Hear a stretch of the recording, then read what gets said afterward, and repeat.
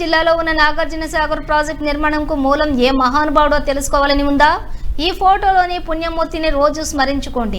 వారి చిత్రపటానికి రోజు నమస్కరించండి. కొంచెం కష్టపడినా ఓపికగా వారి చరిత్ర చదవండి. ఎందుకంటే ఆయన మహానుభావుడు. ఉమ్మడి తెలుగు రాష్ట్రాలలో ముఖ్యంగా నల్లగొండ, గుంటూరు, ఖమ్మం, కృష్ణా జిల్లాలలో మనం ఈరోజు సుభిక్షంగా పాడి పంటలతో ఉన్నాము అంటే వారే కారణం.